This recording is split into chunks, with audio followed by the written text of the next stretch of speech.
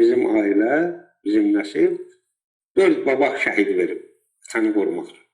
Birinci deməli istilasında, Rusiya istilasından ta son babamız Məşəd Səfər Dostçalıoğlu'na qədər 4 babamız şəhid oldu. Onun bizdə tarixi faktları var.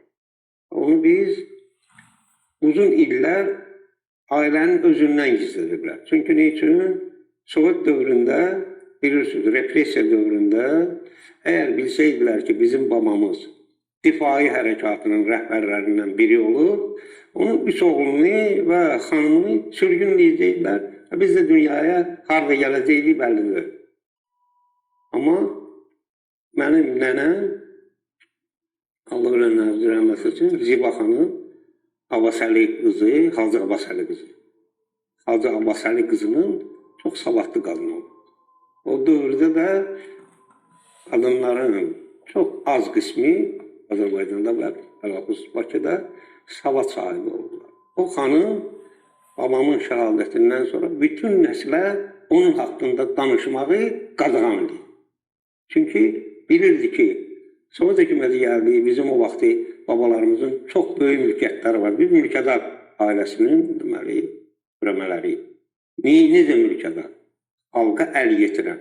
Yəni Şirvanşah 15-ci əsrdə Bakıya paytaxtını götürəndə biz Şirvanşahın sarayından gəlmişik. Biz əslən saraylıyıq. Çox adam saraylı deyəndə saray kəndini başa düşür. Hər xüsus saray kəndində də saray əhlidir. Yəni Şirvanşahla gələn. Şirvanşah o Bakıya elə bilin ki, Allah onu köçməyə vadar edib. Niyə görə? Axırıncı son 15-14-cü əsr, 15-ci əsrin əvvəlinə qədər 100 illik zərbələr olur. Bu tikdirib Şirvanşahlar o zadları nəsil Allah söktür. Niyə görə? Məcburi ki, gəlsinlər burada məkan. Çünki 11-ci əsrdə ilk zəlzələlərdə o vaxtın alimləri, yəni bilirsiniz ki, Azərbaycan deməli Şirvanşahlar dövründə intibah dövrünü yaşayıb. Elmdə, sənətdə, ədəbiyyatda, incəsənətdə. Yəni o dövrün alimləri, yəni din alimləri və dünyavi elmlə məşğul olan alimləri onu oradan köçməyə təhrik ediblər ki, burada daha qalmaq olmaz. Baxıdan köçmək lazımdır Bakıya. Bizim yerimiz oradır. Bizim ərazi seçilmiş ərazidir. Niyə görə? Orada alt təbəqə qayalıqdır. İndi oranı qazırlar, dağırdırlar. Biraz çox dağırdan kimi altından çayasın. Bir-iki yerdə olur. Niyə görə? Çünki o ərazi Allah tərəfindən zəlzələlərdən qorunan ərazidir. 500 il o ərazinin tikintisi olub, Şirvanşah paytaxtı, Bayır şəhər. Bayır şəhər məhvumi yaranıb 15-ci əsrdə paytaxt, Bayır şəhər, Şirvanşah paytaxtını oraya köçürdəndən sonra İçəri şəhər və Bayır şəhər. Bayır şəhər yaranandan sonra bütün tarixi mənbələrdə İçəri şəhər adı məhvumi gəlir. Çox sağ olsun, Allah ömrün uzun desin, bağlarını saxlasın, Mehriban xanımın. O çox gözəl bir təşəbbüslə İçəri şəhəri bir tarixi məkan kimi UNESCO-dan keçirdi. Bu böyük bir nailiyyət. Qoruma altına aldı. Yəni, qoruma altına aldı. Amma onun qoruma altına aldığı ərazinin daxili düşmənlər Bayır şəhərə əl atdılar ki, ikinci şəhər kimi, o qədim şəhər kimi ora qorunmasın. Tez onu başladılar, Allah onun qarşısını diyandırdı. Mən onun vaxtında birinci o mitinglərini ki, Səbəskimin cəmaatını yığılmışdılar, mən təsadüfi çıxdım. Mən bu tarixlərdən xəbərdardım, niyə görə? Əvvəla, mən kökümü tanıyıram, 7 nəslimi tanıyıram, kimlərdir və hardan gəlmişik, onu bilirəm, ondan qabaqçılarını da bilirəm. Bizim kötüyümüzü İbrahim əvvəl Ərdəbildən gətirib. Bizim kötüyümüz qurucu və qoruyucu nəslin nümayəndələridir. Qurucu və qoruyucu. Bizim ailələrimiz müharibə vaxtı sərkərdədir, dinc vaxtı da qurucudur. Yəni, bizim bütün ailələrimizi səhvə düşsək, hər bir nəsildə, hər bir yeni nəsil gələndə onun içində müxtəlif sahələr üzrə peşəkar sənətkarlar var. Şəxsən mənim 4 qardaşım həvəsi müxtəlif sahələr üzrə həmişə birinci olublar. Böyük qardaşımdan tutmuş, kiçik qardaşıma. Yani bunlar ne değil? Bu genetik seçilmiş bir ailelerdir ki Şirvanşah vaxtında onları Ərdəbildən çox adamlar var ki Azərbaycana gəliblər, Ərdəbildən dəvət olublar və Şirvanşah onları öz sarayında o qurucu və qoruyucu bir nəslin nümayəndələri kimi yerləşdirib və sonra da Bakıya köçəndə, bura paytaxt duranda, bura qayıtanda bütün ona lazım olan heyyetle köçüb. Bir mənbədə 1500 ailədir, bir mənbədə 1700 ailədir. Yəni bunların kötüyü birbaşa hamısı bağlanır Şirvanşahlar dövlətinin o tarixlərinə ki, o tarixlər çox müddət Sovet vaxt dövründə ümumiyyətlə Şirvanşahlarla danışmaq bir dəfəlikdə olmuşdu. 2 sətir yazılırdı tarix kitablarında. Və kimlərdir, neydiler? Bu uzun müddəti, 1000 ildən yuxarı hakimiyyət olan bir dövlət haqqında informasiya məktəb təhsil nazirliyində keçmirdi. Onu bilən adamlar bir-birini ötürürlər. Məsələ ondan gedir ki, buradakı proqramlar, yəni 19-cu əsrdəki işğaldan sonra, 18-ci, 19-cu əsrin əvvəllərindən Azərbaycanın işğalından sonra bu ərazilərdə Azərbaycan millətini, Türk millətini bu ərazilərdən arazla böləndən sonra, çünki o bir yerdə qalsaydı onu dağıtmaq mümkün olmazdı. Bu proqram hazırlanıb, deməli bu ərazilərin xəzinəsinə, altında yatan xəzinəyə sahib olan deməli dünyaya ağalıq edən dövlətlər tərəfindən. Erməni də və haylar. Xüsusi hər dəfə erməni deyirlər, amma hayların adını çəkmirlər. Haylar, üz üstünə, o millət ki, zinadan əmələ gəlir, vələdü zina. Erməni bəlkə də haradasa bir qismi haylar gələndən sonra zinadan əmələ gəlir. Amma məxsusi bu ərazi, bu qırğınları törədənlər, başında olanlar haylar. Biz onu mütləq araşdırmalıyıq. Bu Azərbaycan dövlətinin, xalqının içinə sızan o Qarabağın özündə, o Sarkisyanla Kasaryan haydır. Onlar isə ermənidir görürlər. Niyə görə? Çünki o qəddarlığı ancaq bəşəriyyətin düşmənləri edir. Yəni, birbaşa şeytanın vəsvəsəsi ilə əmələ gələn tayfalar. Yer üzündə bunlar qədər qəddar, bunlar qədər qanıçın bir tayfa yoxdur. Ne üçün? Bunlar Yunan silah daşıyanlarından, Yunanın silah daşıyanlarından Hindistanın toxunulmazlar deyirlər. Bəlkə də görürsünüz, o kronikalarda göstərirlər, qeydi göstərirlər. Hindistanda polislər onları DNA ilə itəliyirlər, əllərini də vurmurlar. Ne üçün? Bunlar o qədər mırdal, o qədər əxlaqsız, o qədər tərbiyəsiz bir millətdir ki, onlara əl vurmaqdır günah. Hindistanın özündə bu işlərə hamıyı diqqətlə baxsın. Mən həmişə demişəm, Quran-ı Kərimin ayəsi var. Buyurur ki, biz sizə ağıl verdik, məgər görməzsiniz. İnsan hər şeyi ayırt eləmək üçün birinci diqqətlə baxmalıdır. Mən profesional fotoğraf olmuşam. Neft sənayesində işləmişəm, xəsarət olandan sonra çıxmışam və bu sənəti götürmüşəm.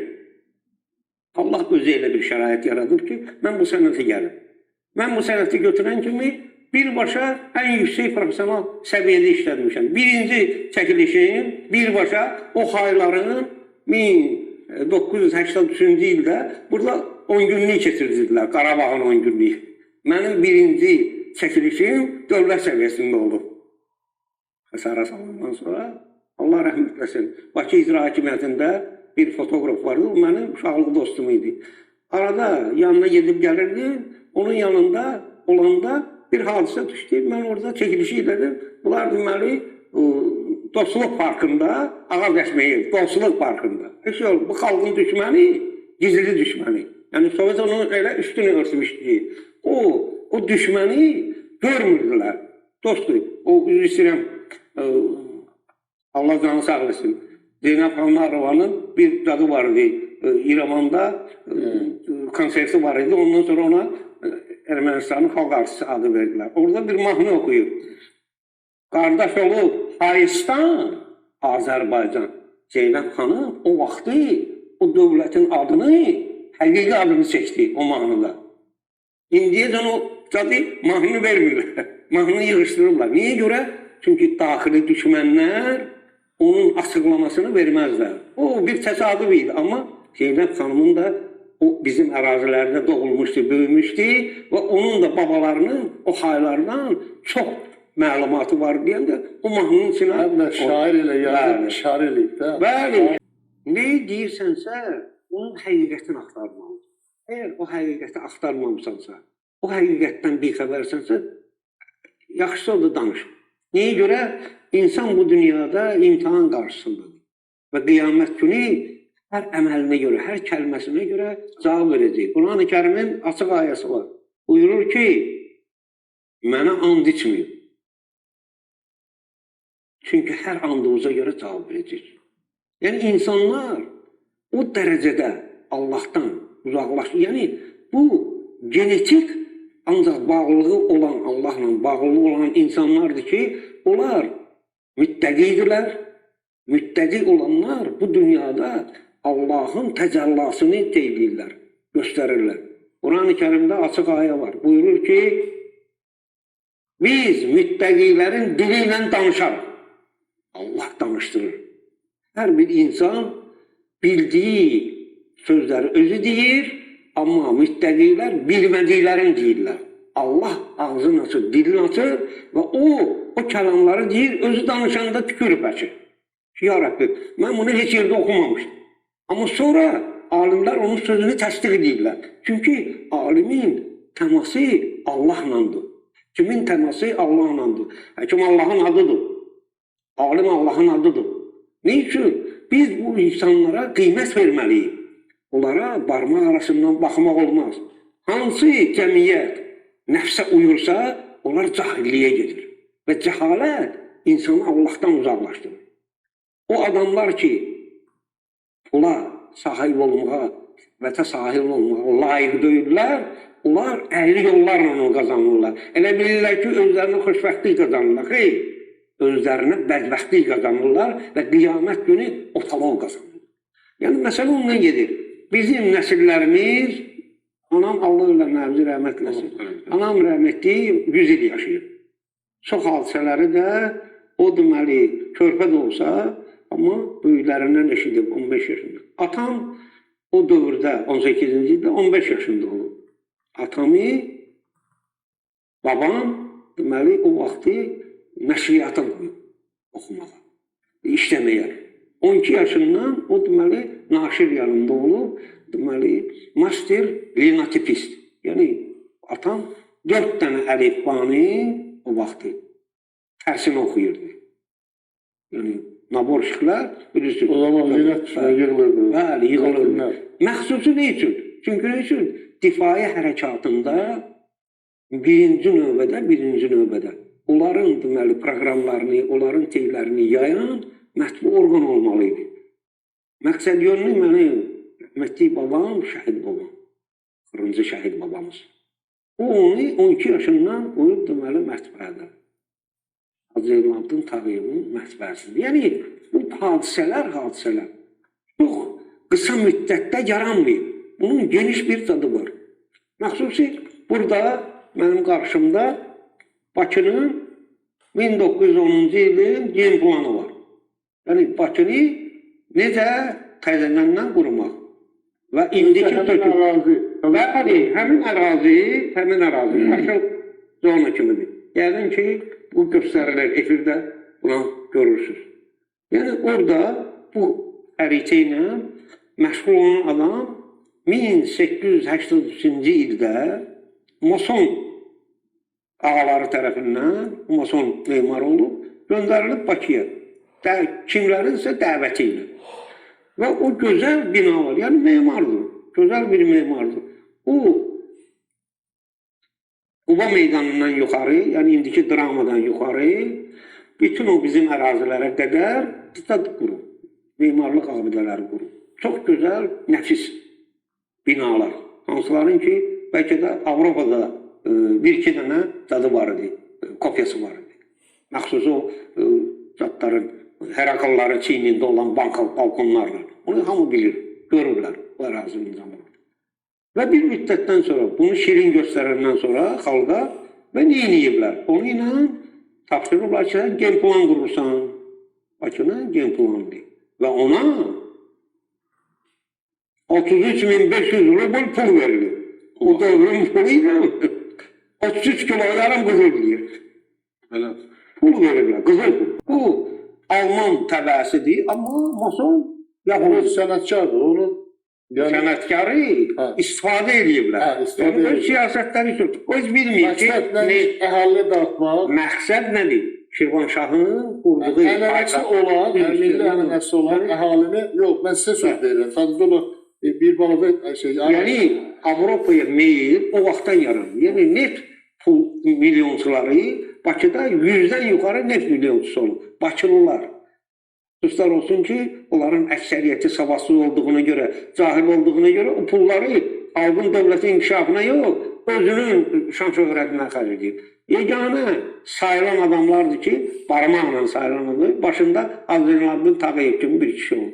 Çünki o adam müttəqi olur.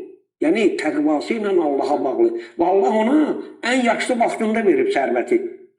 Bütün həyatını o insanlarla yaşayıb və o da olub, özü deməli